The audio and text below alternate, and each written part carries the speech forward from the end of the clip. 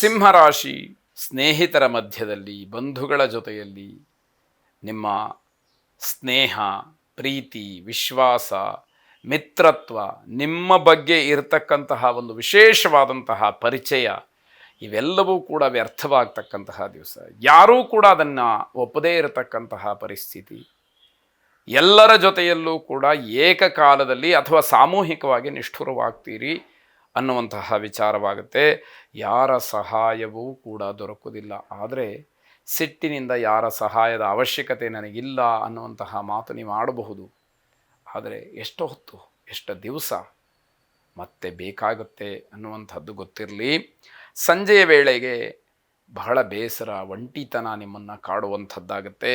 ಕುಟುಂಬದ ಸದಸ್ಯರೂ ಕೂಡ ಆತಂಕದಲ್ಲಿರ್ತಾರೆ. ನಿಮ್ಮ ವಿಷಯಕ್ಕೆ ಬಂದಾಗ ಯಾರಿಗೂ ಕೂಡ ಸಮಾಧಾನ ಇಲ್ಲದೆ ಇರುವ ಹಾಗೆ ಮಾಡಿಬಿಡ್ತೀರಿ. ತುಂಬ ಖರ್ಚು, ಜೊತೆಗೆ ಆಡುವಂತಹ ಮಾತಿನಿಂದ ತೊಂದರೆಯನ್ನು ಮಾಡಿಕೊಳ್ತೀರಿ. ಅಷ್ಟು ಒರಟಾಗಿ, ಅಷ್ಟು ನೇರವಾಗಿ ಮಾತಾಡಿದರೆ ಯಾರೂ ಕೂಡ ನಿಮ್ಮ ಜೊತೆಯಲ್ಲಿ ಉಳಿಯೋದಿಲ್ಲ ಅನ್ನುವಂಥದ್ದನ್ನು ಗಮನಿಸ್ಕೊಳ್ಬೇಕಾಗತ್ತೆ. ಅನಗತ್ಯವಾದಂತಹ ಕೆಲಸಗಳಿಂದ ದೂರ ಇರಬೇಕು. ದಂಡ ಅಥವಾ ಶಿಕ್ಷೆ ಇದನ್ನು ಅನುಭವಿಸೋಕ್ಕೆ ಸಿದ್ಧವಾಗಿರಬೇಕು. ಎರಡರಲ್ಲಿ ಆಯ್ಕೆ ನಿಮ್ಮದೇ.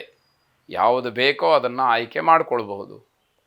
ಈ ರೀತಿ ಇರುವಾಗ ಸೂಕ್ಷ್ಮಾತಿ ಸೂಕ್ಷ್ಮವಾಗಿ ಎಲ್ಲವನ್ನೂ ಕೂಡ ಗಮನಿಸಬೇಕಾಗತ್ತೆ. ತಿರುಪತಿ ವೆಂಕಟರಮಣನನ್ನು ಪ್ರಾರ್ಥನೆ ಮಾಡಿ, ಕಲ್ಯಾಣಾದ್ಭುತ ಗಾತ್ರಾಯ ಕಾಮಿತಾರ್ಥಪ್ರದಾಯಿನೇ ಶ್ರೀಮದ್ವೆಂಕಟನಾಥಾಯ ಶ್ರೀನಿವಾಸಾಯ ತೇ ನಮಃ ಎಂಬುದಾಗಿ ನಿಮ್ಮ ಪ್ರಾರ್ಥನೆ ಇರಲಿ. ಶುಭವಾಗಿ.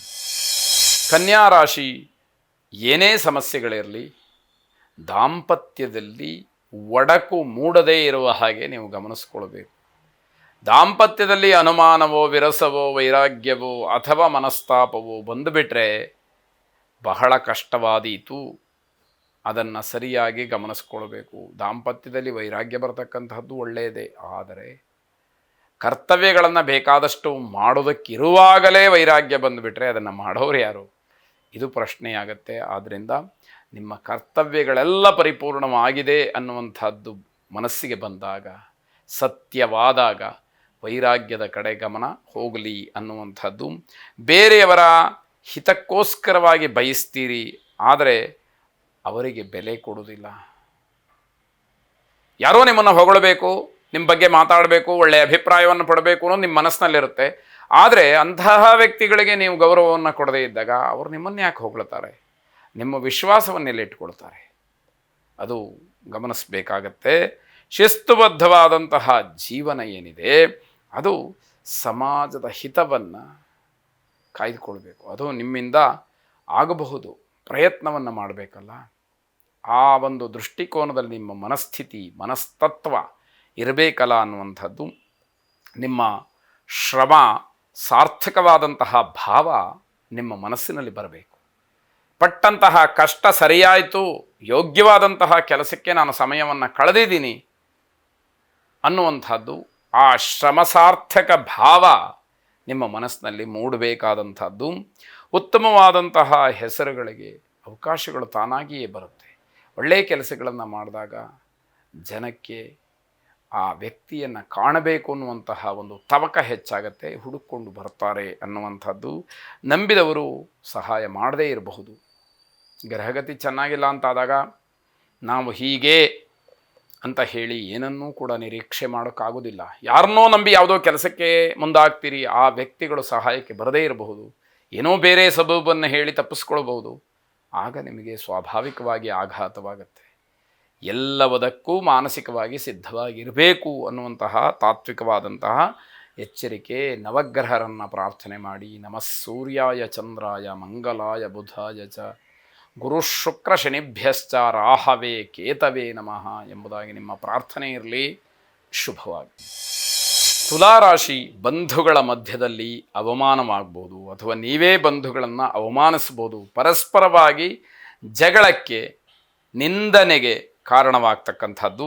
ಮಕ್ಕಳಿಗೆ ನ್ಯಾಯವನ್ನು ಒದಗಿಸಬೇಕು. ಮಕ್ಕಳ ವಯಸ್ಸಿಗೆ ಅನುಗುಣವಾದಂತಹ ರೀತಿಯಲ್ಲಿ ಅವರ ಆರೋಗ್ಯವೋ, ವಿದ್ಯಾಭ್ಯಾಸವೋ, ಅವರಿಗೆ ಪೂರಕವಾಗಿ ಅಗತ್ಯವಾಗಿ ಬೇಕಾದಂತಹ ವ್ಯವಸ್ಥೆಯನ್ನು ನಿಮ್ಮ ಶಕ್ತಿಗನುಗುಣವಾಗಿ ಪ್ರಾಮಾಣಿಕವಾಗಿ ನೀವು ಮಾಡಬೇಕಾದಂತಹ ಕರ್ತವ್ಯ ನಿಮ್ಮ ಮೇಲೆ ಇರುತ್ತೆ. ದುಡ್ಡಿನ ಚಿಂತೆ ನಿಮ್ಮ ಆರೋಗ್ಯವನ್ನು ಹಾಳು ಮಾಡಬಹುದು. ಯಾವಾಗ ನೋಡಿದರೂ ಕೂಡ ದುಡ್ಡಿನ ಬಗ್ಗೆನೇ ಆಲೋಚನೆ. ನನಗೆ ಈ ಕೆಲಸಕ್ಕೆ ಅಷ್ಟು ದುಡ್ಡು ಬೇಕು, ಆ ಕೆಲಸಕ್ಕೆ ಇಷ್ಟು ದುಡ್ಡು ಬೇಕು, ಒಟ್ಟಾರೆ ದುಡ್ಡಿಲ್ಲದೆ ನನ್ನ ಉಸಿರಾಟವೂ ಇಲ್ಲ ಅನ್ನುವ ರೀತಿಯಲ್ಲಿ ಆಗಿಬಿಟ್ರೆ ಅದು ಕಷ್ಟವಾಗುತ್ತೆ ಅನ್ನುವಂಥದ್ದು. ಸ್ವಭಾವ, ನಡವಳಿಕೆ ಇದೆಲ್ಲವನ್ನು ಬದಲಾವಣೆ ಮಾಡಿಕೊಳ್ಳೋದಕ್ಕೆ ಸಮಯ ಇದೆ, ಅವಕಾಶ ಇದೆ. ನೀವು ಯೋಚನೆಯನ್ನು ಮಾಡಿ ಕಾರ್ಯರೂಪಕ್ಕೆ ತರಬೇಕಾದಂಥದ್ದಷ್ಟೇ ಬಾಕಿ ಇರುವಂಥದ್ದು. ಆಲೋಚನೆಯನ್ನು ಮಾಡಿ ನಿಮ್ಮ ತಿರುಗಾಟ, ಅಲಂಕಾರ ಇತ್ಯಾದಿಗಳಿಗೆ ಮಾಡುವಂತಹ ಖರ್ಚಿನ ಬಗ್ಗೆ ಸ್ವಲ್ಪ ಮಟ್ಟಿಗೆ ಕಡಿವಾಣ ಇರಬೇಕು. ಇಲ್ಲದೇ ಇದ್ದರೆ ಆಪದ್ಧನದ ಕೊರತೆಯಾಗಿ ಭವಿಷ್ಯದಲ್ಲಿ ಯಾವತ್ತೋ ತೊಂದರೆಯನ್ನು ಮಾಡಿಕೊಳ್ಬೇಕಾದಂಥದ್ದಿರುತ್ತೆ. ಎಲ್ಲವೂ ಕೂಡ ಇದ್ದು ನರಳ್ತೀರಿ. ಈಗ ಅರ್ಥ ಪೂರ್ವಜನ್ಮದ ಕರ್ಮ ಶೇಷ ನಿಮ್ಮನ್ನು ಕಾಡ್ತಾ ಇದೆ ಅಂತ ಹೇಳಬೇಕು. ಲಕ್ಷ್ಮೀ ನರಸಿಂಹನನ್ನು ಪ್ರಾರ್ಥನೆ ಮಾಡಿ, ಉಗ್ರಂ ವೀರಂ ಮಹಾವಿಷ್ಣುಂ ಜ್ವಲಂತಂ ಸರ್ವತೋಮುಖಂ ನೃಸಿಂಹಂ ಭೀಷಣಂ ಭದ್ರಂ ಮೃತ್ಯುಂ ನಮಾಮ್ಯಹಂ ಎಂಬುದಾಗಿ 12 ಬಾರಿ ಪಠನೆಯನ್ನು ಮಾಡಿ ಶುಭವಾಗಿ. ವೃಶ್ಚಿಕ ರಾಶಿ, ನಿಮ್ಮ ಸ್ವಾರ್ಥಕ್ಕೋಸ್ಕರವಾಗಿ ಬೇರೆಯವರನ್ನ ದೂಷಣೆ ಮಾಡಬೇಡಿ. ನಿಮಗೇನೋ ಕೆಲಸ ಆಗಬೇಕಾಗಿರುತ್ತೆ, ಅದು ಆಗಲಿಲ್ಲ ಅಂತ ಹೇಳಿ ಬೇರೆಯವರನ್ನ ಮೂದಲಿಸ್ತಕ್ಕಂಥದ್ದು ಆ ಕೆಲಸ ಬೇಡ. ಸ್ನೇಹಿತರ ಮಧ್ಯದಲ್ಲಿ ಜಗಳವಾಗ್ತಕ್ಕಂತಹ ಸಂಭವ. ನಿಮ್ಮ ಅಭಿಪ್ರಾಯ, ಸ್ನೇಹಿತರ ಅಭಿಪ್ರಾಯ ಬೇರೆ ಬೇರೆ ಆದಾಗ ನಿಧಾನವಾಗಿ ಕಿರಿಕಿರಿಗಳು ಆರಂಭವಾಗುತ್ತೆ, ಮಾತಿಗೆ ಮಾತು ಬೆಳೆಯುತ್ತೆ, ವಾಗ್ಯುದ್ಧವಾಗುತ್ತೆ, ಜಗಳವಾಗುತ್ತೆ ಅನ್ನುವಂಥದ್ದು. ಜಗಳ ಮಾಡಿಕೊಳ್ತಕ್ಕಂಥದ್ದು ಒಳ್ಳೆಯದಲ್ಲ, ಅದು ಬೇಡ ಅಂತ ಹೇಳಿ ಅರ್ಥ. ಮಾನಸಿಕವಾದಂತಹ ನೋವಿನಿಂದ ಬಳಲ್ತೀರಿ. ಜಗಳ ಮಾಡುವಾಗ ಅದು ಜ್ಞಾಪಕಕ್ಕೆ ಬರೋದಿಲ್ಲ, ಆದ ಮೇಲೆ ಅಯ್ಯೋ ಹೀಗಾಗಬಾರ್ದಾಗಿತ್ತು ಅಂತ ಹೇಳಿ ಆಲೋಚನೆಯನ್ನು ಮಾಡಿದರೆ ಪ್ರಯೋಜನವಾದರೂ ಏನು ಅನ್ನುವಂಥದ್ದು. ನಿಮ್ಮ ಸಮಸ್ಯೆಗಳನ್ನು ಮನೆಯಲ್ಲಾಗಲಿ, ಬಂಧುಗಳಲ್ಲಾಗಲಿ, ಆತ್ಮೀಯರ ಜೊತೆಯಲ್ಲಾಗಲಿ ಯಾರ ಮೇಲೂ ಕೂಡ ಹೇರೋದಕ್ಕೆ ಹೋಗಬೇಡಿ. ನಿಮ್ಮ ಸಮಸ್ಯೆಯನ್ನು ನೀವೇ ಪರಿಹರಿಸ್ಕೊಳ್ಬೇಕಾದಂಥದ್ದು ಅತಿ ಮುಖ್ಯವಾಗುತ್ತೆ ಅನ್ನುವಂಥದ್ದು. ವಿದ್ಯಾಭ್ಯಾಸದ ವಿಚಾರಕ್ಕೆ ಬಂದರೆ ತುಂಬ ಮುನ್ನಡೆಯನ್ನು ಸಾಧಿಸ್ತಕ್ಕಂತಹ ಯೋಗ ನಿಮಗೆ ಒದಗಿ ಬರುತ್ತೆ. ಸಾಯಂಕಾಲದ ಹೊತ್ತಿಗೆ ತಾಯಿಯವರಿಂದ ಸಮಾಧಾನದ ಗೆಲುವು ಕಾಣುತ್ತೆ ಅಂತ ಹೇಳಬೇಕು. ತಾಯಿಯ ಪ್ರೀತಿಗೆ ಪಾತ್ರರಾಗ್ತೀರಿ. ಅದು ಬೆಲೆ ಕಟ್ಟೋದಕ್ಕೆ ಸಾಧ್ಯವಾಗದೇ ಇರತಕ್ಕಂತಹ ಅಪರಿಮಿತವಾದಂತಹ ಕಾರುಣ್ಯಪೂರ್ವಕವಾದಂತಹ ಒಂದು ಸಂದರ್ಭ ಅಂತ ಹೇಳಬೇಕು. ಶುಭವಾಗಿ.